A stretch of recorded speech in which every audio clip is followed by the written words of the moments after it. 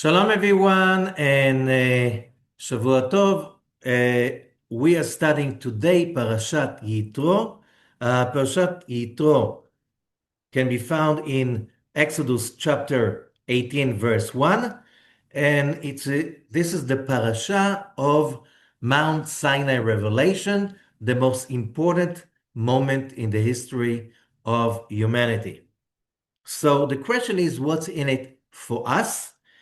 And let us understand the context, because here we are talking about an event that happened around 3,400 centuries ago. And how is that relevant to our lives, and how basically this event changed everything we know about ourselves, about who we are, about our destiny, about our calling. So in the parasha itself, which is not a very long parasha, as far as I remember, there are only 72 verses in Parashat Yitro, which makes it one of the shortest parashot in the whole Torah, not just in the book of Exodus. Yeah, 72 verses only. However, half of it is about Mount Sinai revelation and what is known by mistake as the Ten Commandments. And we know it's Aseret Hadibrot, the 10 sayings, 10 utterances. Now, I explained that in the beginning of the study of the book of Shemot, that uh, basically the whole story of the book of Exodus, especially the first 8 weeks, known as ShOVaVYM TaT, the initials of the names of the parashot, it's about the biggest transformation humanity ever experienced, and that was the Exodus. Why is a story that is connected only to one nation, the nation of Israel, why is that so important for the rest of humanity? History cannot lie, but we can see since then. But let me explain. So I explained in the beginning, I just want to just get us back for the background, that when the world was created, and we read that in Genesis chapter 1, there are 10 times that it says, and God said, let there be. Vayomer Elohim. It's called Asara Ma'amarot, and in the Mishnah, Tractate Avot, it says, Be'asara Ma'amarot Nivra Ha'olam. The world was created by 10 Ma'amarot, 10 sayings. However, when there is no physical world and when there's nobody to listen, how could God say? Okay? So we understand that the Torah is speaking with a symbolism, a language of symbolism, and what Kabbalah is about is understanding that language of symbolism. So we understand that having a saying is not just by uttering it with words, it's about a declaration, and declaration and a saying does not have to be just words. It could be, for an artist, could be a painting or a statue, a sculpture, any kind of action that of a human being is a saying when you have an intention to deliver a message. So we are talking about delivering something. And what is that something? We are talking about, it's a hidden message about the 10 emanations of light that God instilled into his universe when he created it, so we can connect to what is called the tree of life, which means the network of the light emanating from the infinite into our physical domain. Now, why do we need a physical domain? So we understand that also from Genesis chapter 1, that already in the beginning in verse 5, there was a night, there was a day, one day. which means there was a night, the creation. The creation is darker than the creator because it's the recipient aspect, the recipient side of the universe. And a day, the light, that's what's emanating from the creator. And already in the beginning, it was one, which means there was no other. Which means, how long did it take the creator to create infinite light emanating into infinite vessels of souls? It didn't take time. It was above time because God does not need time to wait till his will is being manifested. He doesn't need time. It happens beyond time. It happens in the infinite universe. However, why was time created? Why time had to be created? That's another story. And this story is coming from a different place. What is this place?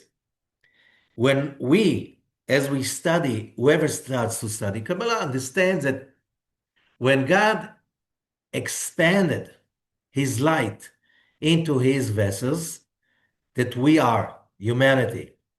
We are the manifestation of these spiritual metaphysical vessels. He could not give less than himself because he's infinite. So he embedded into each one of us his image. In the image of God, he created them, as it says in chapter 1. And what's the image of God? The God image, the image of the creator is the need to, A, to be independent. Why? Because that's how the creator is. To be creative as the creator is, and to be giving. When everything is one and complete, in a perfect harmony, what is called the infinite, the Ein Sof, or more than that, as the Zohar calls it, Nekudat Ein Sof, the point of the infinite, there's no place for creativity. There's no one to share with. And you're not, of course, independent because everything, you just came into being part of that huge infinite perfection and a whole, a completion. So we had that need to manifest that image of God within us. And therefore, the second day was created.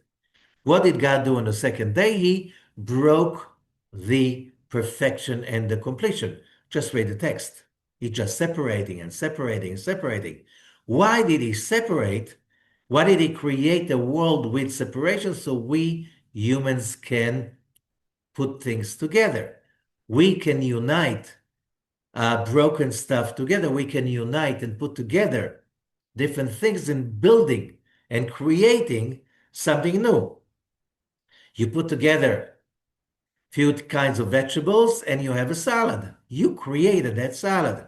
So it's not just the taste of the salad, it's just the excitement about making something that you are the creator, the generator of that something new. From salads to building a home, till building cities and countries and anything that makes the world better, or fixing ourselves. Now, because, as I explained before, because humans had the option, the free will to create, to generate, we created a lot of darkness too, mostly darkness, starting with the sin of Adam, going through all the idol worshiping and witchcraft and occult that was created from Adam, children and on, till we reach the time of Egypt, in which the world is into a very thick darkness of inequality, abuse, slavery, cruelty, and it looks like humanity lost any kind of hope. And then comes the Exodus. And during the Exodus, 10 plagues are given to Egypt, the center of that power of witchcraft and darkness and magic in the world. And these 10 plagues were not just plagues. If you read the Kabbalist, each plague was fixing another bug. It was a consciousness. It was an injection of letters combinations, like fixing a bug in the creation. The dead bug was created, generated by humans' activity, which means that humans' activity can alter the sequence, the code of the universe. We have because we were given that power, because we wanted that power of being co-creators in this domain that we share with the creator, which means where do we humans live?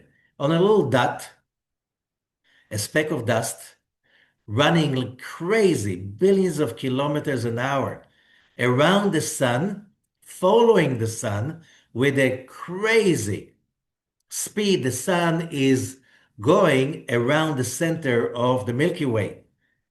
And still, our consciousness is enormous with its power to affect the whole universe. This is the Kabbalistic insights of the creation and our calling as human beings. The most important part of the creation, that part that has the ability to transform itself and to reunite with the infinite light of the Creator. But the darkness was so thick, the only way to turn it around was through the 10 plagues. And because of the 10 plagues, and as a result of the 10 plagues, the Israelites could get out of Egypt, out of the spell of the darkness, into liberty. But that doesn't happen overnight. The 10 plagues, it took about maybe a year, okay, almost a year. And then leaving, we spoke about it last week, leaving Egypt, the Israelites were basically into a very deep state of post-trauma from all the abuse and cruelty they went through. And they went through a very speedy path of healing, transformation. They needed for that the manna. They needed for that the miracles around them. They needed for that a lot of God intervention of healing. So within 50 days, on the 50th day, the let's say the survivors of the Egyptians' slavery were standing on Mount Sinai. But the question is, why the name for this parasha is after Yitro, Jethro in English, who was the priest of Midian, and he just came to visit Moses. He was his father-in-law. He did not want to stay with the Israelites. He went back to Midian. He went back to his people. He did not convert. He did not become a Jew.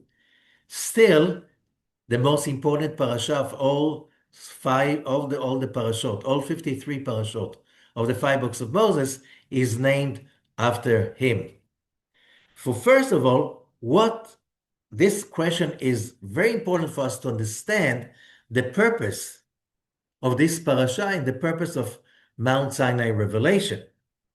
And the Zohar speaks about it in details.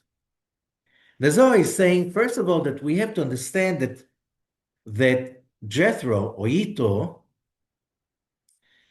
was not a very nice guy, okay, to begin with. We know that Yitro was, as the Zohar is saying, the priest of darkness. He was one of Pharaoh's most important advisors. He was, as we say, the high priest of witchcraft, dark magic, and idol worshiping.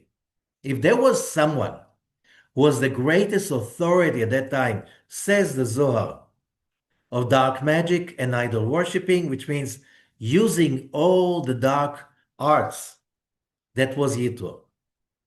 That was his power. His power was the darkness, and he was the priest of darkness. And because it says that in order for us human beings to have free will, we need to have both sides, the light and the darkness facing each other equally, so we humans have free will. Ito was the same way that, let's say, Aaron was the high priest on the light side. Ito was the high priest of the dark side.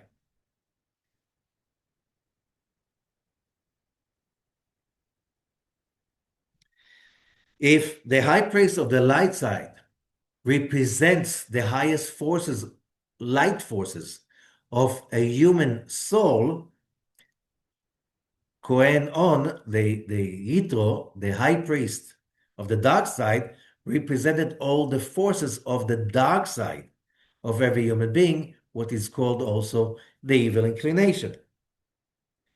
So he was, the Zohar says, let's read it in the Zohar, verse 11 in the Zohar Asulam. בסטרא אחת דלאו הוא סטרא דקדושה. In the dark side, in the other side, which is not the side of holiness, Itrazad hu melech, there is a secret of a king, והאו קימנה דיקרא melech זקן וכסיל. ותחותי it Kohen on, and under him there is the priest of On. ודאו רזה דכתיב, and this is the secret as it says, ויאמר אפרים אך אשרתי מצאתי on לי. And that's a verse, I don't want to go into it, in Hosea 12, about the priest of darkness. Begin the Chilada, because of the power of that priest of darkness, Shalta Alahu Avodah Avad Yerovam. And that mentioned by the connection with Yerovam, the king of Israel, the first king of the 10 tribes, the northern kingdom, after the kingdom was split after the death of King Solomon. And Yerovam, he replaced the worship of the temple with the worship of 2 golden calves, one on the southern border of the the kingdom of Israel, that was in Bethel, one in the northern border in Dan. And the Zohar says that witchcraft, that idol worshipping of King Yerovam, the 2 golden calves that he made, if they did not have real metaphysical power, he won't be successful to divert the worship of the 10 tribes of the northern kingdom to worship the golden calves instead of going to Jerusalem. Because simply he didn't want his people to go to Jerusalem for the worship, so he created another worship, again, using dark magic. Verse 12, Raza de Mila, Beshata de Haimelech, but what we learn over here, there is the same way there's a king of light and priest of light, there were Moses and Aaron, there is also the king of darkness, Pharaoh, and the priest of darkness, Yitro. This is it. So, Pharaoh got the 10 plagues and he transformed till before he sent the people to go, he said, I am the sinner, and Hashem, Youdkevitch, the Tetragrammaton, is the righteous. I sinned. Please leave and bless me too. That was Pharaoh's transformation, otherwise he wouldn't be able to let the Hebrews go. Still, he came, he fell back, and then he chased after them, and then we got the miracle of the splitting of the Red Sea. However, the next verse, verse 12, which is very significant. Raza de Mila, the secret of this issue, Beshata dehain melech v'hai kohen itkafyan, when that king of darkness and that priest of darkness, when they are being submitted to the light because they were broken, their might was broken, kedein kol sitrin achranin itkafyan. Then, because they are the high, the king of all kings of darkness, Pharaoh, and the priest of all priests of darkness, Yitro, when they are being broken and they are being submitted, then all the other that follow them, they're also being won. And they will thank God the Almighty. Keden kucha beichu shalit bilchodoi, and then only God will be ruling his creation. Eila vetata, above and below. Kemada Amar, as it is said in Isaiah 2, Venisgav Adonai levado bayamahu. And on that day, God will be the only one reigning supreme on that day of the day that finally humanity is being redeemed. So why is it very important? Because then the Zohar is saying, Pharaoh was plagued, Pharaoh was broken, and that was a condition for the Exodus. That's why 10 plagues, only the 10th made it possible. You could not break him only mentally, because then it was not real. The Israelites will never be able to leave. You have to break all 10 sephirot, all 10 locks, covers over the 10 godly emanations that sustain the whole of humanity and the whole of creation. So, what do we learn from that? Why it was so important? Why it's so important to start the parasha, Parashat Yitro, as again, Exodus 18, verse 1, Vaishma Yitro Kohen Midian. And Yitro, Jethro, the priest of Midian, heard. What does it mean that he heard? That he heard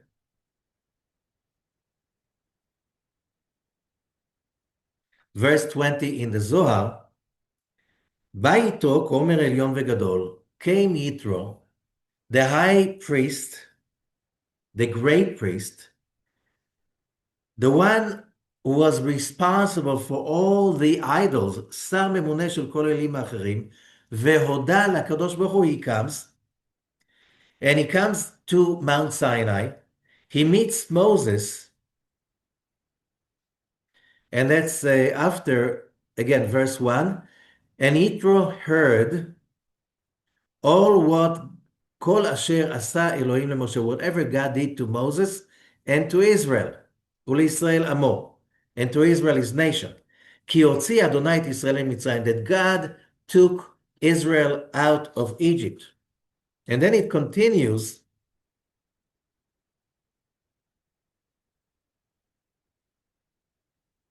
let's say verse 4, verse 8. ויספר משה לחותנו את כל אשר עשה השם לפרעה ולמצרים, and Moses told his father-in-law, whatever God did to Pharaoh in Egypt, whatever happened to Israel, and all what they went through on the way, and how God saved them. Verse 9, ויחד יתרו על כל הטובה אשר עשה אדוני לישראל. And Yitro rejoiced, he was happy, celebrated for all the good that God did to Israel, that he saved God from the Egyptians. Vayomer in verse 10, listen careful, Vayomer ito Baruch Hashem, asher hitzil etchem miyad Mitzrayim miyad Paro. Blessed is God that he saved you from the Egyptians and from Pharaoh. Ata yadati, verse 11, Ata yadati ki gadol Adonai mikol Elohim. Now I know that Hashem is greater than all of the gods. Okay? What do we learn from that? The Zohar is explaining to us basically that the purpose of the creation itself is not that one group of people will reach the truth and then they will go and unite with God in the Garden of Eden. I know that many religious groups who claim to be monotheistic, who claim to be the ones who follow the God of Abraham, Isaac, and Jacob, they claim that most people are mistaken, most people went astray, most people have no idea what's the real worship of the true God, and we are the only ones who know that a true God, and therefore when the day of judgment will come, only we will unite with God. There are many versions in the different religions. We will be united with God, and all the rest of humanity will be doomed to hell forever. And the Zohar here places in front of us something that is necessary to understand monotheism, because it's very clear, as the Zohar is saying. It's not enough that one group will learn the truth. Why? Because God created all of them. Let us see that a little bit later. It states very clearly.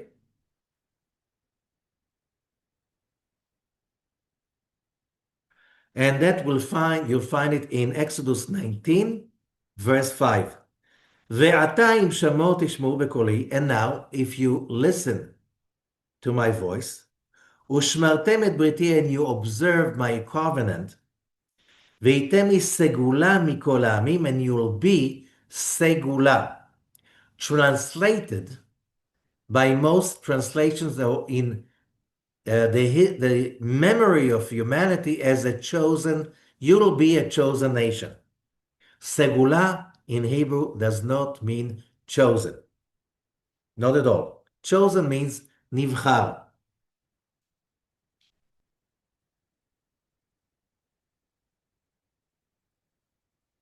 Let me just explain. Segula. What does mean segula?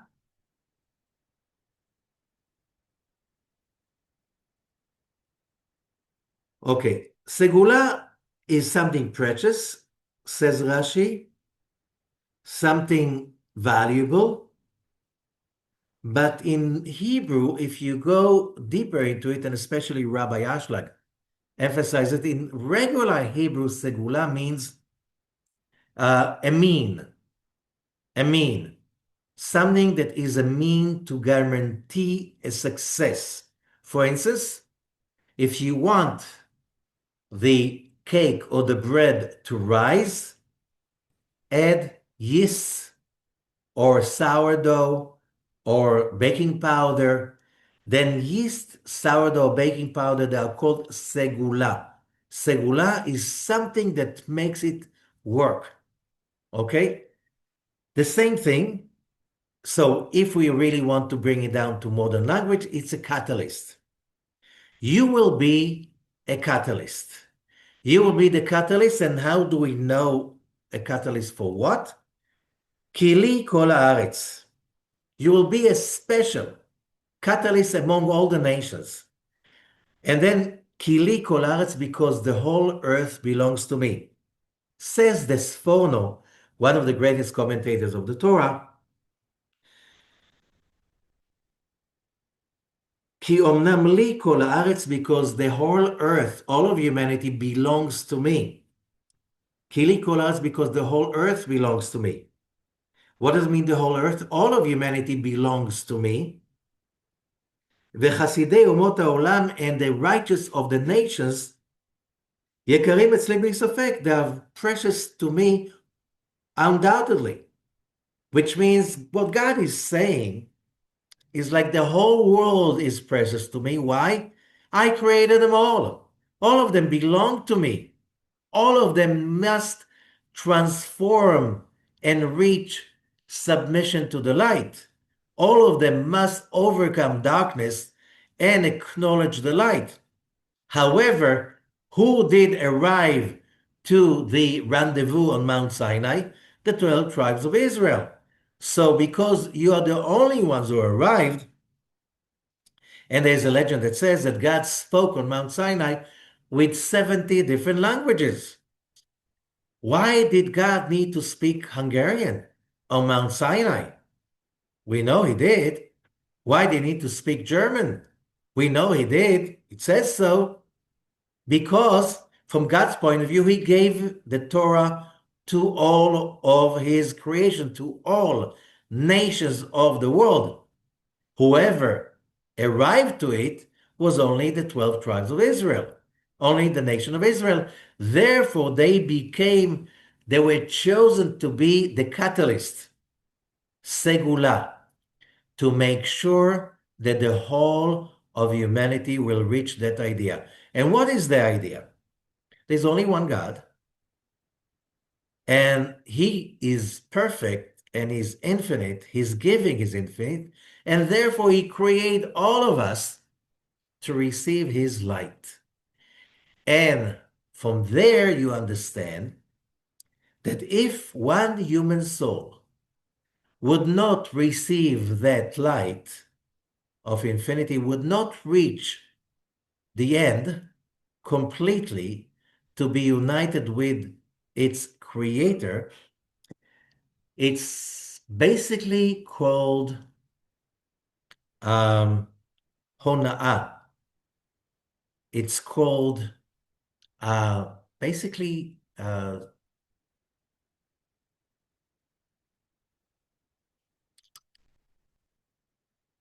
like it. You cannot basically cheat the creator. There's no way one soul will be cast away. You can read it in the book of Samuel 2, 14. Ki lo yidach mimenu nidach. No one will ever be cast away from him. Which means if God created all human souls to be fulfilled and happy, that's what's going to happen. And you cannot stop that from happening because the creator is infinite. No one is strong enough to stop that from happening.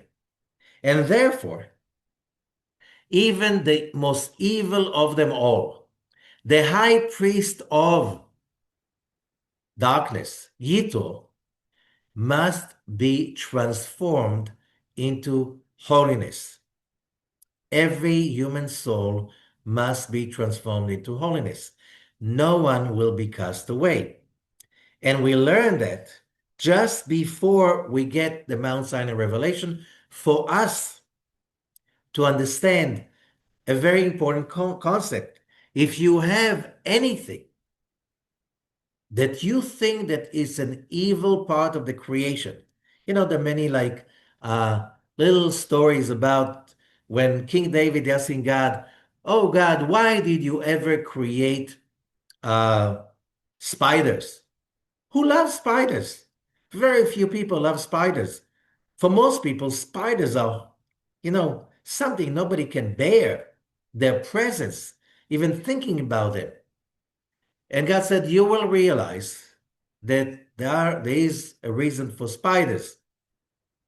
So he goes on, he runs away from King Shaul, and he runs into a cave, and King Shaul runs into the cave.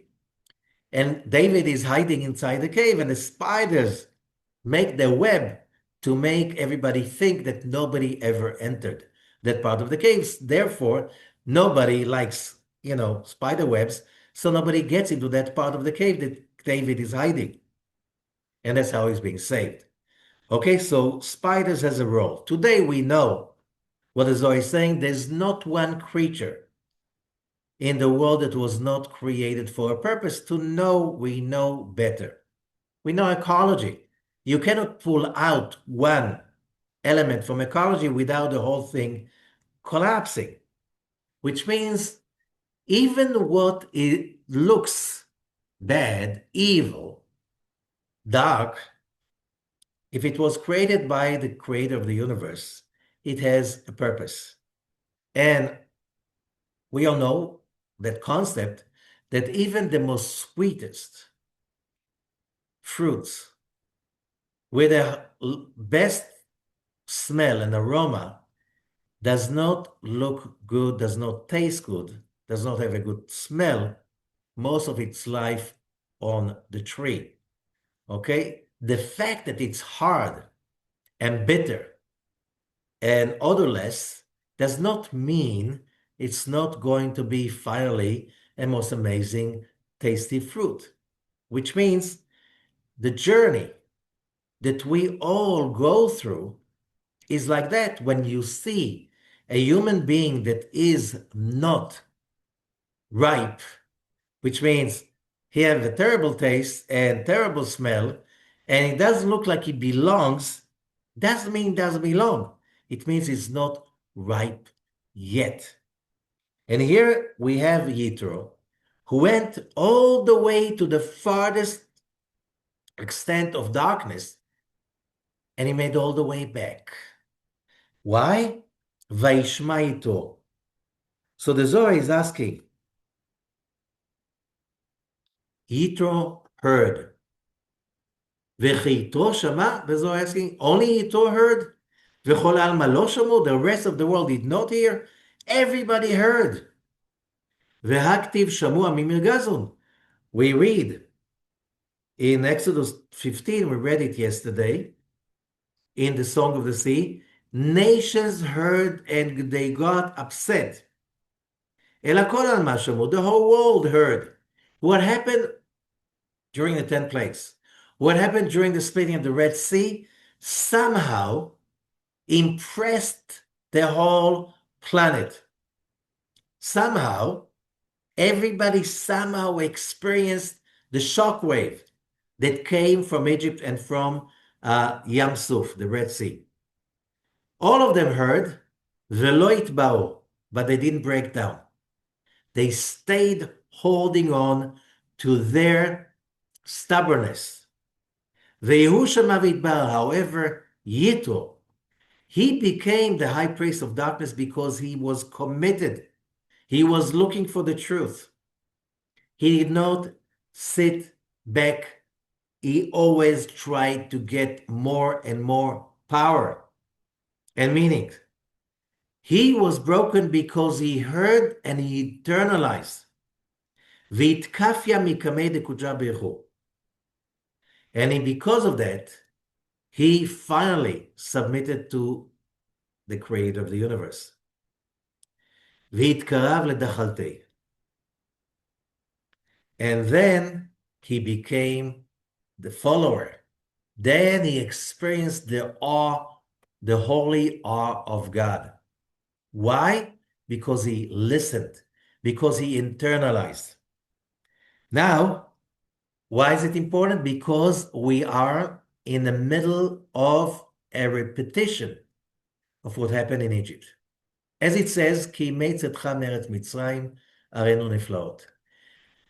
I will show you wonders in the last days that the whole world will see, like it happened during the Exodus.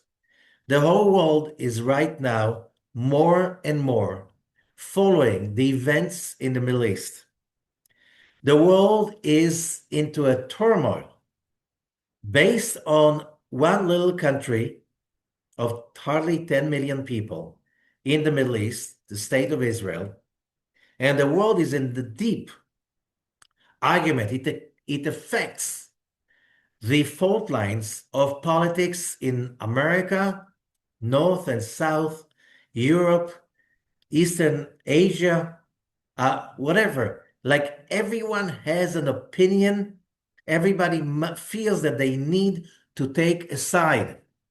Does Israel have the right to exist or not? If Israel has the right to exist, if Israel has the right to be there, why? Nobody has an argument about the right to exist of other countries. Why is that? Because the existence of Israel is magic.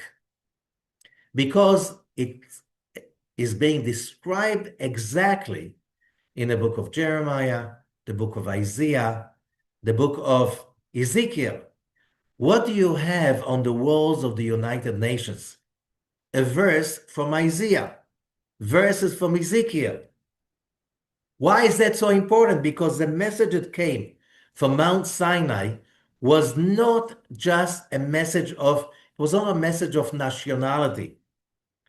It was the message of a purpose, a message that spoke about a calling of all of humanity. What happened on Mount Sinai was not just for one nation. It was for everybody. And since then, nations are trying to avoid that message, and they can't run away from it. Slowly, slowly, the whole world is aware of Mount Sinai, is aware of the 5 books of Moses. They're trying to divert it. They're trying to politically make it another story. They're trying to change the narrative. And they won't be able to face it, because that's the way the tree is growing and get ripping. The fruits are coming out and they're growing. And now we're getting closer and closer and closer. Because if Israel is there, if Israel cannot be defeated, if Israel continues to thrive economically and spiritually, the God of Israel is still running the show. Now, the question is, do you want to hear that? Do you want to listen to that, or you're not? Are you joining it, or you're not? The point is, it's like, when will you join it? When will the darkness turn into light? When is your heart going to realize there is the God of Abraham, Isaac, and Jacob? He runs the show, and we have to follow that journey. And there is a journey, and the journey is written over here. What is again corrupted to be called the 10 Commandments. No, this is the 10 sayings. Again, 10 sayings in the creation and 10 sayings on Mount Sinai. Because when the 10 plagues removed the darkness, then the light of the 10 Sephirot, the 10 emanations of the tree of life, shined again. And when they shined again, you can choose to be part of it or not to be part of it. And since then, history slowly, slowly is about humanity transforming darkness into light. So you see cultures, civilizations that once upon a time sacrificed human sacrifice in order to appease the gods. Today it's illegal all over the planet. It was a very, very common custom in the ancient world. What about killing people just for the fun of it? Just because you can, just because you have the power. Still, people are doing it, but they're trying to hide it. Why are they trying to hide it? Because something happened on Mount Sinai. So the question is, what is, what's in it for us? It's about hearing. It's about internalizing. And tonight, it's already Monday in Israel, in Jerusalem. And this is the 15th of Shvat, Tu B'Shvat. This is the full moon of the month of Aquarius. And the month of Aquarius is the symbol for the Messianic era. White is a symbol of the Messianic era. So the sages are telling us something like this. The symbol, if you look at the chariot of Ezekiel, the chariot of Ezekiel, that is a symbol, chapter 1 in Ezekiel, the symbol of the Messianic chariot and the revelation. And you can see that chariot in the zodiac. The middle month of the summer is Leo. And in the chariot it says, and there was a lion facing to the right. Facing to the left, there was an ox. The ox, Taurus, that's the middle sign of the spring, the month of Taurus. Then you have, to the middle, you have the eagle. The middle of the signs of the center of the signs of the fall is a Scorpio. However, when the scorpion transforms himself, he becomes an eagle in the spiritual astrology. And the eagle is the center point. And then to complete all three, you have the other face, the fourth side, has the face of Adam, a human. The middle sign of the winter is Aquarius. Now, if you look at the symbol of the Aquarius, in some places, you see a man carrying a bucket. A man carrying a bucket. And the bucket symbolizes plenty, okay, abundance. But it's a man carrying, and that's the face of a man. It's also the face of the man, and therefore, Shvat vekam darach kochav miYaakov, in the prophecies of the Messianic era, it speaks about that man, that scepter of the redemption. Shvat, the month of Shvat, but it's also the letters of Shevet, the scepter. Shevet HaMelech, the scepter. So what is the bucket about? And here comes the real important thing. The era, the age of Aquarius is the age of enlightenment, the age of awareness, the age of information, the age of the flood of wisdom, above and below, as the Zohar explains. Okay?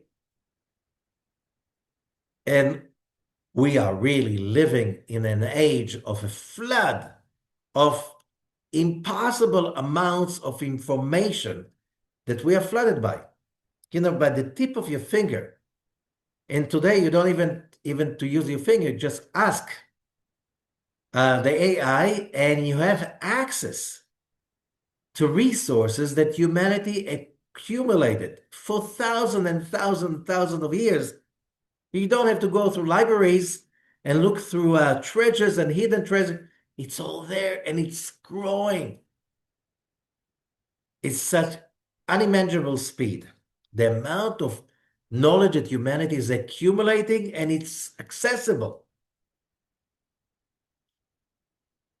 But more than that, what is the most important thing is that it's the age of Aquarius that is symbolized by the full moon of Aquarius, Tu B'Shvat, where in the Jewish tradition, it is the new year for the tree. Now, in modern era, it became the new year of the trees. No. The Zohar says the new year for the tree. What tree? The big tree in the heaven, the tree of life, the 10 emanations of the tree of life, which is also the 10 dibrot, the 10 utterances, the 10 sayings that are in this Parashat Yitro. So what happened on Mount Sinai? That the gates of heaven have opened up, and the bucket, which means in Hebrew the word is dli, and the word is from the word lidlot, like to the action of drawing what? Say the Kabbalists, drawing wisdom.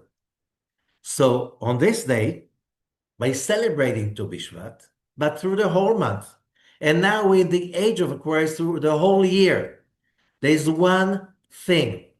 We are here as humans to open ourselves, to listen, and to draw the consciousness of the tree of life into our being. Why do we need to draw the consciousness of the tree of life? Because that is what we are all looking for. Look, today, the talk all over the world is about maximizing human life, which means living the longest that our DNA is allowing and unleashing the powers of life in our DNA by removing all of those genes that basically are preventing us from renewing daily for eternity. Okay? Science knows right now that we have that thing because potentially the human body can rejuvenate itself because of epigenetics and some other genetic problems, and they're being influenced by mental problems. We cannot live forever, but that's an option, which means soon enough life expectancy will grow from, it grew already from a century ago. It was like well around 30, 40, and now it's 80, 90. Okay, and that's only with 100 years. In the next 100 years, it's going to be like 100, 200, who knows, even 300 years. But there's a question. Do you really want to live for such a long time? For that, you need to have a reason to live. You need to be able to draw the light of the tree of life into yourself. You need to draw the consciousness of true freedom. What is true freedom? And the Torah is saying when Moses brought the two tablets, it says that what was written was engraved on the tablets. But that's again mistranslation. Jewish tradition says it says not engraved on the tablets, but it says freedom on the tablets. Freedom of what? Freedom of death. Because real, true freedom is when you're not dying anymore, daily. The Zohar is explaining that since the moment of the sin of Adam and Eve, we started to die. Every time we get disappointed, every time we get afraid, we get upset. Basically, modern science is showing us more and more. On one hand, whatever we experience, body issues, health, mental issues, financial issues, society, it's all about our own belief systems. On Mount Sinai, one nation came to that place that the whole nation was capable of leaving death behind. One of the conditions was that being together, going through all what we went, it was like shock treatment. The slavery, 10 plagues, walking in the desert, eating the manna, having the pillar of fire, the pillar of cloud, walking in front of the camp, the fight against the Amalek. There were so many things on the road, and when we're coming to Mount Sinai, something very important happens. Exodus 19, verse 2. Vayisу merefidim vayavo midbar Sinai. And they traveled from Refidim, and they came to the desert of Sinai. Vayachanu bamidbar, and they camped in the desert. And in Hebrew, there's difference between camped in plural and camped in single. In plural is vayachanu, which is the proper way to use the verb. Vayachanu, camped in plural. Vayichan sham Israel, And then it says Vayichan, that's in single, the same thing. And Israel camped as one, single, Neged Ahar, in front of the mount. So the sages are asking why here in the beginning of the verse it's in plural, the second part of the verse it is single. So plural because in the physical level plane, it was the whole nation that camped over there in plural. That's how you say it. But in the spiritual dimension, ויחן שם ישראל כאיש אחד בלב אחד. As one person, one heart. It took 50 days, 49 days after the 10th plague to reach that unity. Before that, they were fighting, they were arguing, they were in doubt, they didn't know what to do. They argued with Moses, they argued with each other. They crystallized their consciousness into unity. We know today that a united spiritual community, science is teaching us, that is a guarantee for a longer, healthier life. Yes, but being part of a community takes time. I need to volunteer. I need to give money. I need... How much money do you put in longevity?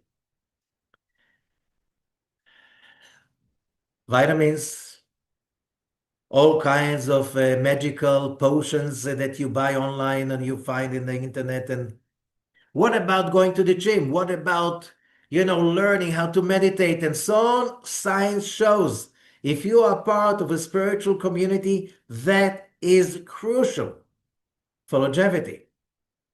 More, it's like this is proven already decades ago. Okay?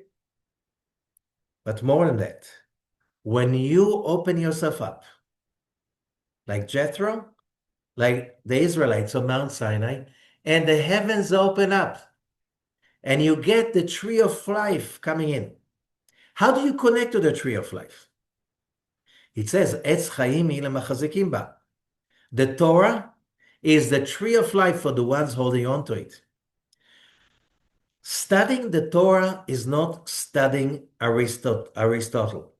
It's not studying Goethe or, all of these. Nothing to do with that. That's nothing to do with logic. The purpose you study the Torah is to draw, remember the bucket?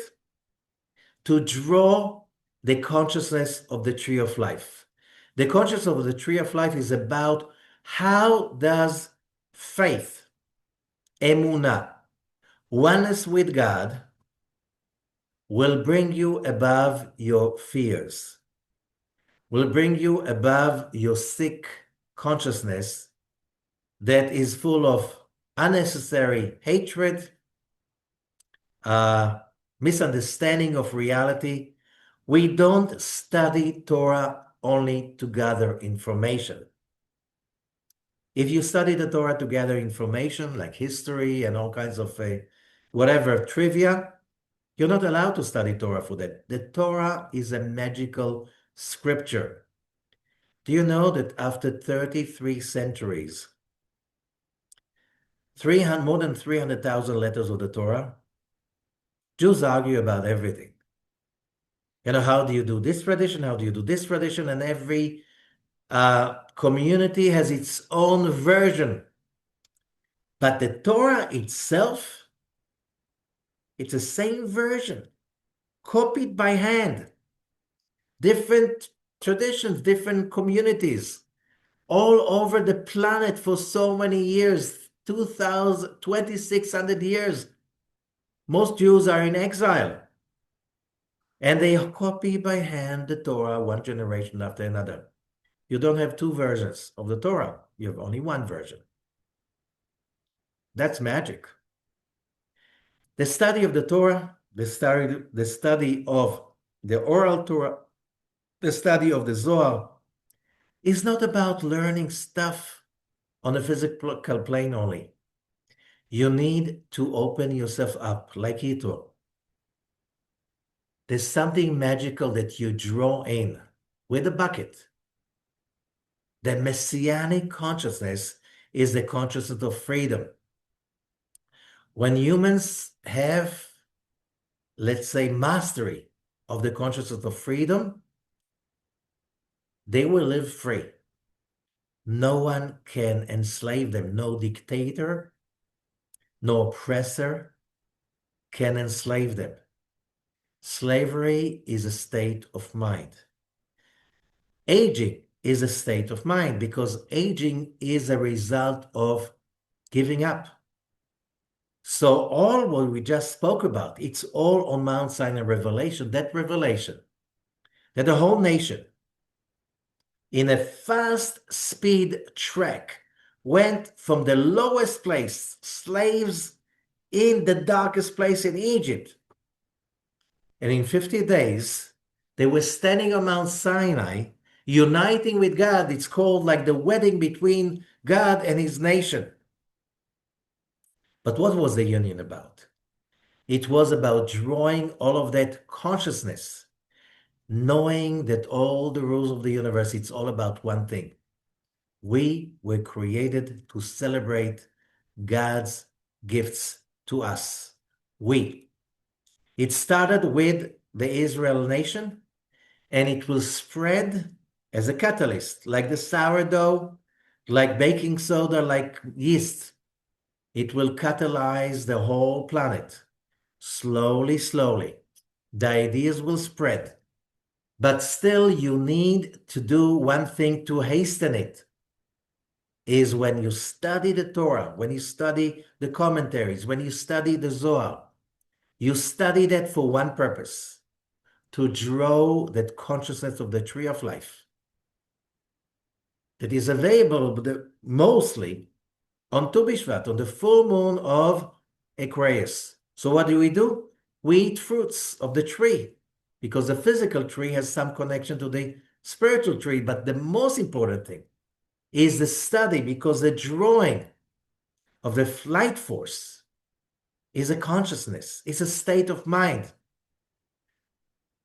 When we get out of the box and connect to that state of mind, we achieve the mind of freedom, the state of mind of I'm happy because I was created to be happy, and nothing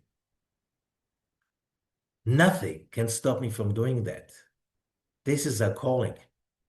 Doesn't matter if you're Jew or not a Jew, you were created by God, and that's your calling. Sooner or later, the whole of humanity is reaching that, because this is a focal point.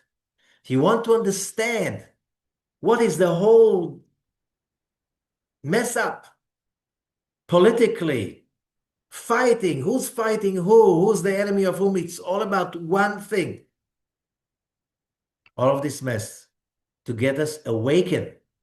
Now, either you wake up with plagues, or you wake up drawing the light of the Torah from above and basically internalizing it, awakening, realizing that freedom comes from within. And when the Torah says, I'm the Lord your God, took you out from slavery in Egypt, is that you realize you're not a slave to anyone. Slaves hate their oppressors. Slaves hate their enemies. Free human beings, they love.